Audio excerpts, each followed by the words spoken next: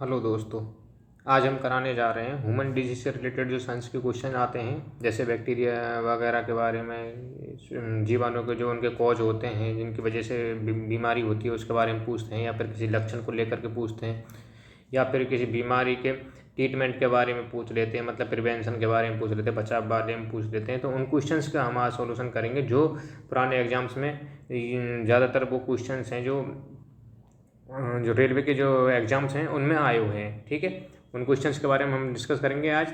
तो हमारा first question देखेंगे हम। फर्स्ट क्वेश्चन क्या है? फर्स्ट क्वेश्चन है हमारा रेलवे में क्वेश्चन आया हुआ है। ठीक है, और इसका जो क्वेश्चन है वो है हमारा आज का, ये आरआरबी का है, रेलवे वाला क्वेश्चन है। ठीक है, प्रीवियस एग्जाम वाले क्वेश्चन है सारे आरआरबी के, वो क्वेश्चन मैं उठा करके लेके आया हूँ आपके पास। फर्स्ट क्वेश्चन हम देख लेते हैं। मानव में प्लाज्मोडियम का संक्रमण उत्पन्न करता है। देखो क्वेश्चन क्या है कि मानव में प्लाज्मोडियम का संक्रमण उत्पन्न करता है, कि क्या संक्रमण उत्पन्न करता है? प्लाज्मोडियम के द्वारा क्या होता है? ठीक है, प्लाज्मोडियम के द्वारा होता है हमारा मलेरिया। ठीक है, किसके द्वारा होता है? मलेरिया प्लाज्मोडियम के द्वारा होता है। ठीक है, जिसे प्लाज्मोडियम के चार स्पीसीज होती हैं, उनमें से एक स्पीसीज के द्वारा क्या होता है? मलेरिया होता है। ठीक है, उसी के साथ में नेक्स्ट क्वेश्चन देखते हैं। नेक्स्ट क्वेश्चन क्या है? नेक्स्ट क्वेश्चन है हमारा, निम्नलिखित की कमी से एनीमिया रोग होता है, कि किसकी कमी से एनीमिया रोग होता है, ये पूछ रहा है क्वेश्चन। तो किसकी कमी से होता है एनीमिया रोग? होता है लोहा, मतलब आयरन की कमी से। किसकी वजह से? आयरन की कमी से एनीमिया रोग होता है। ठीक है, ये हम सभी जानते हैं, आयरन की वजह से होता है। आयोडीन की वजह कमी से क्या होता है? आइज की प्रॉब्लम होती है। किसकी प्रॉब्लम होती है? आइज की प्रॉब्लम होती है। कैल्शियम से बोन प्रॉब्लम होती है। ठीक है, किसकी प्रॉब्लम होती है? बोन प्रॉब्लम होती है। ठीक है, ज़्यादा डिस्कस नहीं करेंगे इन चीज़ों के बारे में, नेक्स्ट क्वेश्चन देखेंगे क्योंकि वीडियो बहुत ज़्यादा लंबी हो जाती है। देखते हैं अगला क्वेश्चन देखते हैं। अगला क्वेश्चन क्या है कि सार्स का पूर्ण रूप, सार्स का क्या पूछा है? सार्स का पूर्ण रूप। तो सार्स का पूर्ण रूप क्या है? जाएगा अपना सीवियर एक्यूट रेस्पिरेटरी सिंड्रोम। क्या होगा? Severe acute respiratory syndrome. ठीक है, तो उसी के साथ अगला क्वेश्चन देख लेते हैं। अगला क्वेश्चन क्या है? चौथा नंबर का क्वेश्चन देखो। चौथा नंबर का क्वेश्चन क्या कह रहा है हमसे? चौथा नंबर का क्वेश्चन कह रहा है कि मानव शरीर का कौन सा अंग टाइफाइड से मुख्य रूप से प्रभावित होता है, कि टाइफाइड की वजह से मानव शरीर का कौन सा अंग प्रभावित होता है। क्या पूछा है कि टाइफाइड की वजह से कौन सा अंग प्रभावित होता है? कौन सा अंग प्रभावित होता है? टाइफाइड होता है कहाँ है? हमारी आंतों में। तो कौन से सबसे ज़्यादा प्रभावित क्या होंगी? आंतें होंगी। ठीक है, क्योंकि टाइफाइड होता है हमारा साल्मोनेला टाइफी की वजह से। किसकी वजह से? साल्मोनेला टाइफी की वजह से। ठीक है, तो ये ध्यान रखना, इस वजह से ये और कहाँ होता है? आंतों में। ठीक है, क्योंकि ये दूषित जल और भोजन की वजह से फैलता है, इस वजह से। ठीक है, क्योंकि ये आहारनाल में जाएगा, जो हमारी आहारनाल होती है, आहारनाल से होता हुआ कहाँ पहुँच जाएगा? हमारी आंतों में पहुँच जाएगा, जिसकी वजह से क्या होता है? आंतें प्रभावित होती हैं सबसे ज़्यादा। ठीक है, अगला क्वेश्चन देखेंगे इसी के साथ में। अगला क्वेश्चन क्या है? अगला क्वेश्चन पाँचवा नंबर का क्वेश्चन है। पाँचवा नंबर का क्वेश्चन क्या कह रहा है हमसे कि दूषित जल से होने वाले रोग निम्न में से कौन सा है? देखो मैंने अभी बताया था कि दूषित जल से कौन सा रोग होता है? टाइफाइड। किसकी वजह से होता है? दूषित जल और खाने की वजह से। किसकी वजह से? दूषित जल और खाने की वजह से टाइफाइड होता है हमारा। ठीक है, जिसका रोग कारक क्या है? साल्मोनेला टाइफी, जो मैंने अभी पिछले क्वेश्चन में बताया था। उसी के साथ में अब आपको बता देता हूँ, मलेरिया किसकी वजह से होता है? प्लाज्मोडियम की वजह से। किसकी वजह से? प्लाज्मोडियम की वजह से। टीबी किसकी वजह से होता है? जो बैक्टीरिया ट्यूबरक्लोसिस की वजह से, माइकोबैक्टीरियम ट्यूबरक्लोसिस। ठीक है, और प्लेग जो उनका रोग होता है उसकी वजह से प्लेग होता है, जो कि चूहों से फैलता है। ठीक है, किन से फैलता है? चूहों से। ठीक है, तो अगला क्वेश्चन देखेंगे। अगला क्वेश्चन क्या कह रहा है? छठा नंबर का क्वेश्चन है हमारा। छठा नंबर का क्वेश्चन क्या कह रहा है कि ग्लूकोमा व ट्रैकोमा बीमारी है। ग्लूकोमा नाम दिया हुआ है बीमारियों का, ग्लूकोमा और ट्रैकोमा ये दो बीमारी हैं जो इनको पूछ रहा है कि ये किस अंग से हैं? गर्दन से, कान से, मस्तिष्क या आँख से। तो मैं आपको बता दूं कि ग्लूकोमा और ट्रैकोमा की कंडीशंस क्या होती है कि ग्लूकोमा आईसीपी बढ़ जाता है। क्या बढ़ जाता है? आईसीपी, मतलब आईसीपी कहते हैं ये आँख का होता है। किसकी बीमारी होती है?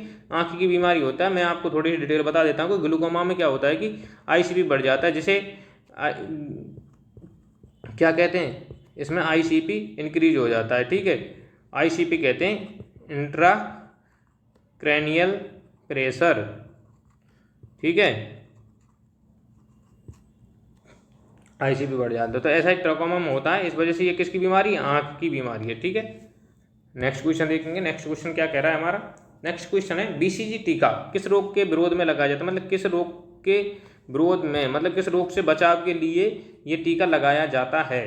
तो किसके लिए, मीजल्स, ट्यूबरकुलोसिस, पोलियो या हेपेटाइटिस, किसके लिए लगाया जाता है, ट्यूबरकुलोसिस के लिए, ठीक है। मैं आपको बता दूं, ये एक तो जन्म के टाइम समय लगता है, जब बच्चे का जन्म होता है तब लगता है, या फिर उस टाइम नहीं लगा पा रहे हैं तो हम उसको अगर कब लगा सकते हैं, 6 मंथ में इस टीके को लगा सकते हैं, ठीक है। तो किसके में लगता है, ट्यूबरकुलोसिस में, ठीक है। बी आंसर सही होगा, BCG का टीका ट्यूबरकुलोसिस के लिए लगाया जाता है, ठीक है, TB के लिए। मैं आपको बता दूं किसके लिए, TB के लिए, ठीक है। नेक्स्ट क्वेश्चन है, नेक्स्ट क्वेश्चन 8वां क्वेश्चन है। 8वां क्वेश्चन क्या कह रहा है कि निम्नलिखित में से कौन सी बीमारी, क्या, निम्नलिखित में से कौन सी बीमारी टीकाकरण द्वारा नियंत्रित नहीं की जा सकती। देखो इसमें बोला है कि टीकाकरण के द्वारा, किसके द्वारा, टीकाकरण के द्वारा कौन सी बीमारी को नियंत्रित नहीं किया जाता, मतलब बाकी सारी बीमारियां हैं जो टीके के द्वारा नियंत्रित हो जाएंगी, लेकिन एक ऐसी बीमारी है इनमें से जो टीके के द्वारा सही नहीं होती। देखो ऊपिंग कफ, जैसे हम कुकर खांसी कहते हैं, ठीक है, कुकुर खांसी जिसे कहते हैं, इसको ऊपिंग कफ भी कहते हैं। स्मॉल पॉक्स, जैसे छोटी माता कहा जाता है, कौन सी, छोटी माता कहा जाता है, ठीक है। एक पोलियो है, पोलियो हम सभी जानते हैं, बहुत बुरी तरीके से हमारे देश में फैला हुआ था पहले। और एक डायबिटीज है जिसे हम मधुमेह कहते हैं, क्या कहते हैं, शुगर की बीमारी या मधुमेह है, ठीक है। तो कौन सी बीमारी है जो किसके द्वारा, टीके के द्वारा सही नहीं की जा सकती, इनमें से ऐसी कौन सी बीमारी जो टीके के द्वारा नहीं की जा सकती। तो देखो मैं आपको बता देता हूँ ऐसी कौन सी बीमारी है। तो वो बीमारी है आपकी डायबिटीज, क्योंकि वुपिंग कफ के भी टीके लगाए जा सकते हैं। स्मॉल पॉक्स को हमारे अब देखो किसी को छोटी माता ऐसी होता नहीं है, बहुत कम, एक आध ही कोई रेयर कंडीशन में रहेगा जिसको माता वगैरह होती है, बाकी अभी किसी को नहीं होती। पोलियो अब किसी को नहीं होता, क्योंकि इसको 2015 में ही हमारे यहाँ देश से निकला हुआ घोषित किया जा चुका है WHO के द्वारा, ठीक है। 2014-15 में इसको निकल गया, एडिकेट हो गया है, ठीक है। एक डायबिटीज है जिसको टीकाकरण, इसका कोई ना तो अभी तक टीका है, जिसको ना ही टीके के द्वारा इसको किया जा सकता है ट्रीट, ठीक है। तो उसी के साथ में अगला क्वेश्चन देखेंगे। अगला क्वेश्चन क्या कह रहा है, 9 नंबर का क्वेश्चन है कि निम्न में से कौन सा रोग मच्छरों से होने वाला रोग नहीं है, कि निम्न में से कौन सा रोग है जो मच्छरों के लिए होने वाला नहीं, मच्छर से कौन सा रोग नहीं होता, ठीक है। Number 1 dengue, number 2 malaria, filariasis या घेंगा। देखो डेंगू किससे होता है, मैं आपको क्लियर करता हूँ। डेंगू किससे होता है, डेंगू किस मच्छर के द्वारा फैलता है, डेंगू फैलता है हमारा एडिज एडिप्टीज, किसके द्वारा, एडिज एडिप्टीज के द्वारा। तो इसमें मच्छर के द्वारा फैल रहा है, ये तो होगा नहीं। मलेरिया प्लाज्मोडियम तथा मादा एनीफ्लीज के द्वारा फैलता है, प्लाज्मोडियम इसका मेन कोज है, और कौन फैलाता है, मादा एनीफ्लीज फैलाती है, ठीक है। फाइलेरियसिस क्यूलेक्स मच्छर के, तो मैं इसका बता देता हूँ आपको, क्यूलेक्स, ठीक है। कौन सा मच्छर है इसका, क्यूलेक्स, ठीक है। तो ये किसके द्वारा फैलता है, क्यूलेक्स मच्छर के द्वारा फैलता है, ठीक है। और बचा कौन सा हमारा लास्ट आंसर, कौन सा, डी नंबर का आंसर है, जो क्या है, डी नंबर का ऑप्शन में घेंगा, जो कि आँख की बीमारी है, ठीक है। किसकी बीमारी है, घेंगा, जो कि आयोडीन की वजह से होती है, किसकी वजह से, आयोडीन की वजह से, ठीक है। आयोडीन की अधिकता की वजह से घेंगा रोग हो जाता है, जिसमें आंखें बाहर हुई निकली हुई दिखाई देती हैं, ठीक है। इसी के साथ अगला क्वेश्चन देखेंगे। अगला क्वेश्चन क्या कह रहा है, अगला क्वेश्चन है हमारा, लास्ट क्वेश्चन है, निम्न में से कौन सा रोग बैक्टीरिया के संक्रमण के कारण होता है, निम्न में से कौन सा रोग बैक्टीरिया के संक्रमण के कारण होता है।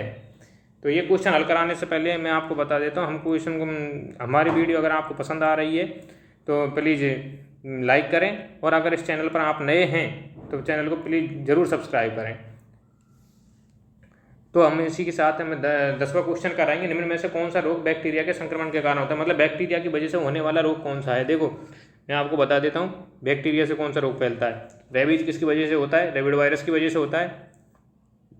कैंसर जीन में म्यूटेशन की वजह से होता है। किसकी वजह? जीन में म्यूटेशन तथा इसके रिस्क फैक्टर क्या हैं? जैसे रिस्क फैक्टर हैं इसके जगह स्मोकिंग, एल्कोहलिज्म वगैरह, निकोटिन वगैरह ये चीज़ जो यूज करते हैं, या फिर हाई जंक फूड की वजह से भी होता है, ठीक है, कैंसर के कारण है। बाकी मेन जो कारण है वो जिंक में म्यूटेशन की वजह से होता है, तो ठीक है, जीन में जो म्यूटेशन होता है उनकी वजह से, ठीक है। मलेरिया किसके द्वारा फैलता है? मलेरिया मादा एनोफिलीज का इसका वो है जो मोड ऑफ फैलाने वाला, ठीक है, मोड ऑफ ट्रांसमिशन, और इसका वो क्या है? प्लाज्मोडियम। रोग कारक क्या है? प्लाज्मोडियम। रोगवाहक मादा एनोफिलीज। तो मेनली बैक्टीरिया बचा कौन? टिटनेस। टिटनेस किसकी वजह तो होता है? Clostridium tetani. किसके? क्लोस्ट्रीडियम टिटैनी की वजह से, ठीक है। तो बैक्टीरिया के द्वारा होने वाला संक्रमण कौन सा है? टिटनेस, ठीक है। तो याद रखना ये हमारा सी आंसर से ही हो जाएगा। उसी के साथ हम हमारे 10 क्वेश्चन फिनिश होते हैं, ठीक है। इसी के और ये सारे आरआरबी में पूछे गए क्वेश्चन है, ठीक है। किसमें पूछे गए क्वेश्चन है? आरआरबी के अंदर पूछे गए क्वेश्चन है, ठीक है, याद रखना। ऐसे ही नए नए क्वेश्चन और पुराने जो एग्जाम्स में आए हुए क्वेश्चन है वो हम आपके पास लेके आएंगे। प्लीज़ चैनल सपोर्ट करें और चैनल को सब्सक्राइब भी करें, ठीक है। Thank you very much. Video यहाँ तक देखने के लिए बहुत बहुत धन्यवाद।